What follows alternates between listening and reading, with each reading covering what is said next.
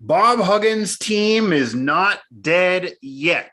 The West Virginia Mountaineers do march on in the Big 12 tournament after a first-round victory, the 8-9 matchup win over Kansas State. The prize is a matchup against Kansas. So we will leave that to be tomorrow. But on this edition of the WVU postgame show, our Big 12 tournament postgame show, it is a Mountaineer victory 73-67 over Kansas State. I'm Mike Asti as always, and I am joined live from the T-Mobile Center in Kansas City. Our Ethan Bock, who covers the Mountaineers, is our beat writer for West Virginia Sports Now. And Ethan, West Virginia got the win. They led after one. They led at the end of the game. They led throughout, but they also had to rally in this game as it almost slipped away from them. They had a 9-point lead at one point.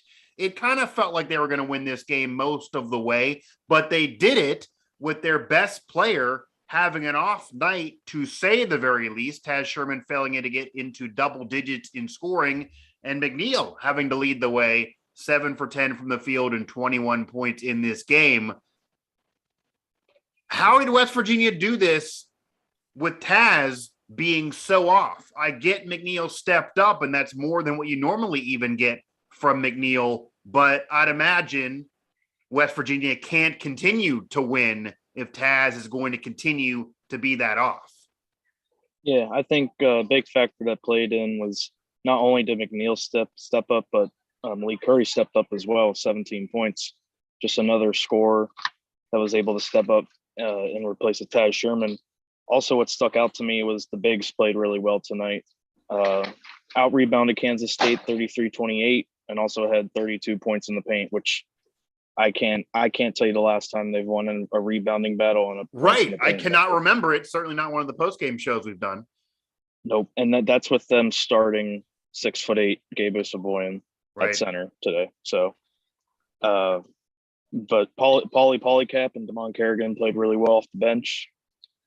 They were a huge factor to why the points in the paint and the rebounding were so in West Virginia's favor. And I think that just played a huge part, despite Taz Sherman not having his best night.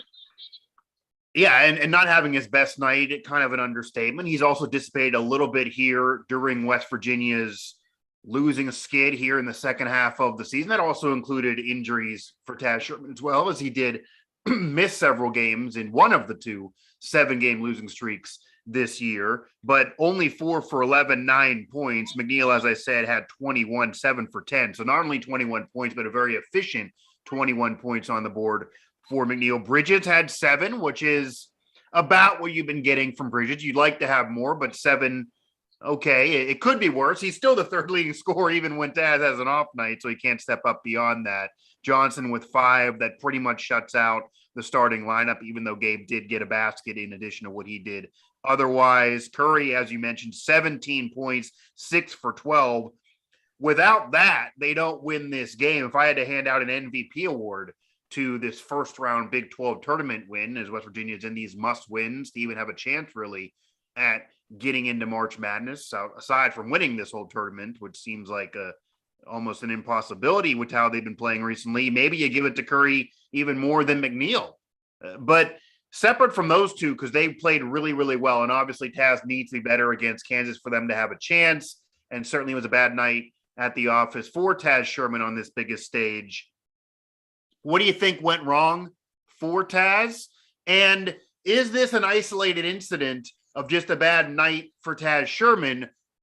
And granted, a shooter can have an off night, or have you seen maybe more in terms of it's been a bad second half. It's been a bad several weeks. Certainly he's been off since coming back from his injury. You've been covering this team all year.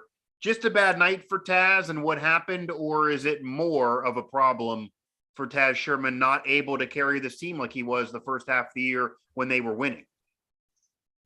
Yeah, it's hard to explain because I don't think his production is going down like severely down in a bad way. Obviously it's taken a hit ever since he was in concussion protocol and he had COVID, but I think a lot of that had to do with 25 against TCU, so it's been down except for the recent game against TCU, to be fair. But Yeah. overall, it's been he prior to the TCU game, he hadn't had 20 points since mid-February. Yeah, I just think a lot of his consistency from November, December, where he was getting 20, 22 points every single night. It didn't matter. He could shoot 4 for 17 and he'd somehow score 20 points. Right. Now I think it's not him being inconsistent. I just think it's him coming back to ground level and just having off nights, which ends up being 9 points on 4 of 11 shooting. I don't think that's a knock on Taz at all. He carried the team offensively November and December. It's about time somebody else stepped up. It is. For one. Yeah, I'm sure he's happy to get some help, and that's been West Virginia's problem most of the year. They haven't had the depth. They haven't had people step up enough in addition to Taz, and Taz has had his up and downs, certainly the last month and a half, while West Virginia was mostly losing. But I also will be fair to him in this game. He's been able, and I'm sure Huggins likes this, and I do want to get Huggins' thoughts here in a moment, that Taz, despite not scoring as much, and he never really has been an efficient player, but as you mentioned, got those 20 points, even 4 for 17 some nights. This time, when you're not efficient, he's not even getting you that many points. And McNeil stepped up in this game, but 9 rebounds for Taz. So he is finding other ways to get involved and help the team, even when he's not scoring. So that's certainly big there and ends up being the leader in terms of rebounding for West Virginia in a rare rebounding battle win as a team effort, when that just has not happened almost all year. I honestly cannot remember the last time West Virginia does win the first round matchup over Kansas State. Ethan Bock joining me here, 73-67, the score. The Mountaineers do move on. And it really does feel like, certainly with all the games they've lost, they're now back to 500 at least at 16-16 overall, that West Virginia pretty much needs to maybe at least get to the final to have a chance at getting in the NCAA tournament. That does kind of feel like the vibe. Joe Lenardi threw his bracket up and his predictions up during the game on the broadcast that you weren't able to see, but didn't have West Virginia in, didn't really have them in sniffing distance. And Iowa State maybe would be that team that maybe could win and get further. West Virginia maybe could have been that team if they would have won more games down the stretch. But what did Kansas State do maybe in this game to flip the script a little bit that West Virginia was able to have success against and then not as much success against? Because West Virginia, this is a matchup here, was an 8-9, but Kansas State, certainly going into this game, some probably would have thought they were going to win this. They were the better seed, even though it's an even matchup here. But West Virginia led most of this game, but then almost had the game slip away. So what was good about this matchup for West Virginia? They were able to get the win, and then what almost cost them this game? I'll start with what almost cost them this game, and that was just allowing Kansas State to shoot any three that they wanted. And if it didn't go, it didn't matter. If it didn't go in, the refs were calling a foul because West Virginia was fouling, and they were going to the line shooting three throws. Right. That happened 3 times this game. That shouldn't, you can't foul a 3-point shooter 3 times in one game. It's not, that's 9 3 points that you could potentially be allowing. But on top of that, Kansas State shot well from 3, taking 33s on making 11. But I think just what WVU did is just, it's again, it just sounds cliche. Like we said it all year, but they just have heart. They've said it. They said it post game. They said Kansas State played well, but we play harder than them. It just really comes down to that, because I can't tell you why they out rebounded Kansas State. There's no proof. They don't have any good rebounders other than maybe Gabo Saboyan. And he only had 3 in the game. Right. He didn't have a great rebounding game. Right. They always need Sherman, or even like Kedrian Johnson has gotten 5 rebounds in a game before. They always need the guards to balance out getting 4 or 5 rebounds a game. Right. It's always a collective effort. It's not like they have a Derek Culver or Oscar Sheboy where they're getting 10 plus rebounds a game. Yeah. So not like that's, I don't know how they did it, but they were able to help rebound the team and score more points in the paint against the team. That's why they won today easily. Yeah. West Virginia scoring points in the paint without really a big, with the exception again of Gabe, who only had a basket and only had 3 rebounds. So an impact player that on the stat sheet didn't do much in this game. Taz able to get the 9 rebounds despite not scoring. McNeil steps up as a leading scorer with 21 points. But you just look at this box score, and it does also scream, and we'll get to this also in a moment as well, that none of this would be enough against Kansas. None of this would be enough against most of the teams here in the conference. And we've seen West Virginia lose to pretty much all of those teams down the stretch this year, certainly in the last month and a half, which is why they're in this position that even this win, even if they somehow would beat Kansas, that probably would still not be enough to get them into the March Madness and the NCAA tournament, because they've just lost so much to this point, and they now need wins to avoid being under 500 to close the year as well. Ethan Bock joining me here from the T-Mobile Center there in Kansas City as the Mountaineers do win it 73-67. They do march on at least for one night. You can sing Country Roads, and then we will see that matchup, what that matchup holds against the Kansas Jayhawks. Now, Ethan, what did Bob Huggins have to say? Because we've also talked about how he has been helter-skelter for a literary term. He has been up and down. He has been all over the map. He has been turning 180s every other day, it appears, in these post-game press conferences, or even in any interviews going into games, even where he's been hard on the team. Maybe some thought too hard on the team in moments. Other times too easy on the team. Some thinking he should criticize them. It has been all over the map for Bob Huggins and how he has handled this team. And this is obviously a big win for the Mountaineers, a necessary win. Their backs are against the wall, and when those backs are against the wall, they do play with a lot of heart. They have played with a lot of heart for him, even though they haven't won a lot this year, and they just haven't been good enough. What did he have to say? What did the players have to say? Did anything stand out after this win over Kansas State? Yeah, I think actually the players had more to say than Huggins. Huggins was he's a little low key. He was just chilling. He was kind of just there having fun. He doesn't really want to get too high and make him feel like this is a reason to celebrate too much because it's a tournament. Okay. Yeah. He was asked about Kansas, and he explained how they were a good team, and this is one of Bill Self's best teams ever that he's had. And he joked and said that if they don't win the title, that they should fire him, and he was cracking jokes per usual. So so the players had a lot more that came out of that, and I think you just felt a sense of they just had confidence.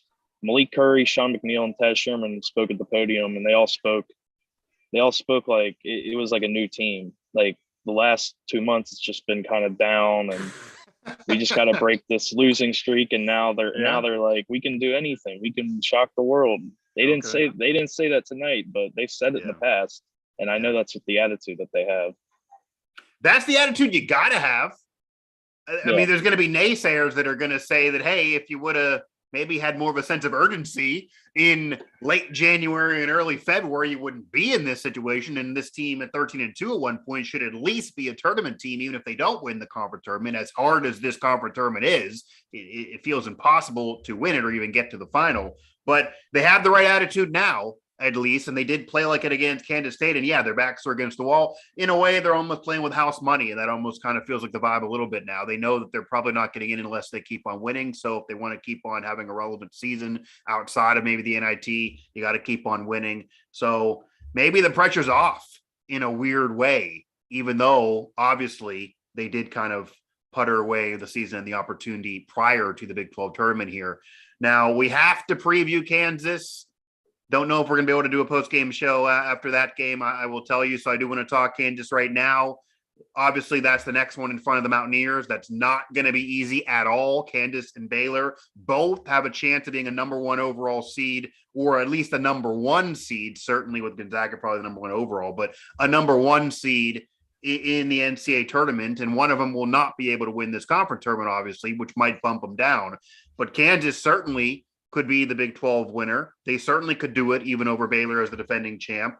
And as Huggins put it, Bill Self's won a national title before. It's been a while. There's pressure to do it again at Kansas. And they have maybe his best team he's ever had. I don't know if they're going to be trading fish sandwiches, even with us here in Lent and close to Friday. Maybe Bill Self will buy Huggins one if they do happen to knock him off. Maybe they can have a bet there for this Friday's fish fry in Kansas City. But what do you expect out of that matchup? Obviously, Kansas heavily favored. And what does West Virginia need to do to have a chance in that game? Do they have a reasonable chance in that game? Or is that probably just one that Kansas is going to take pretty easily? I think they have a reasonable chance for a half. They Okay. never can put together a full 40 minutes, especially against Kansas. Both times they played well in the first half, didn't do so well second half. Right. One factor in both of those matchups was big man David McCormick. Every time he's dropped 15 to 20 points, grabbed 10 rebounds, he's just dominated Cottrell, Gabe, Polycat, Kerrigan. Doesn't matter who's on him. McCormick's going to play well. I think in order for West Virginia to win, they have to play like they did tonight. Out rebound Kansas, points in the paint, beat Kansas in that, shoot 53% from the field. And then on top of that, they're going to have to maintain David McCormick because you already have Ochai Abaji, you already have Christian Brown, you already have Jalen Wilson to get the all contained. And then on top of that, you have David McCormick. So you can at least take David McCormick away from it and be able to win the rebounding and points in the paint battle. They have a shot. I wouldn't be shocked if they were in the game tomorrow in the beginning stages of the second half, but by the final buzzer, if they lost by 15, it also wouldn't surprise me if they just fizzle out and kind of just take the loss, I guess. But they have a shot tomorrow, especially if they play like they did tonight.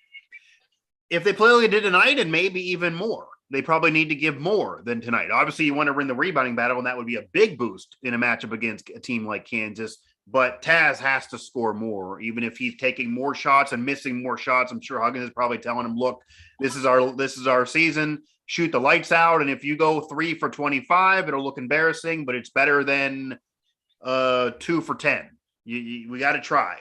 So shoot the lights out, maybe even more shooting from him. He kind of looked like he shot off a little bit once he's starting to miss some. Just keep on shooting. McNeil, I don't know if you can expect McNeil to give you another 20. I mean, Bridges is clearly giving you what he's going to give you, around 7 to 10. That's pretty much max for him. But if McNeil does that again and they rebound again, maybe they get more from Gabe, they get more from Taz. Yeah, they might have a chance, but maybe that chance will be to keep it close, keep it for a half. And I wouldn't be shocked either, even if they're leading after a half or have it close after a half, only down by 2 or 4, and then end up losing by 10 or more, because Kansas certainly can pull away. And that is what happened in the other matchups. But nonetheless, the Mountaineers get to fight another day, and we do have a team throughout our family of networks that actually advances in a conference tournament. So that's a major deal. They do get the win over Kansas State. The Mountaineers win it 73-67. Ethan, I'm going to let you have some barbecue maybe to toast the win and sing Country Roads until tomorrow's matchup with Kansas, a midday affair. So it will not be easy at all against Kansas, but Bob Huggins' team is not dead yet.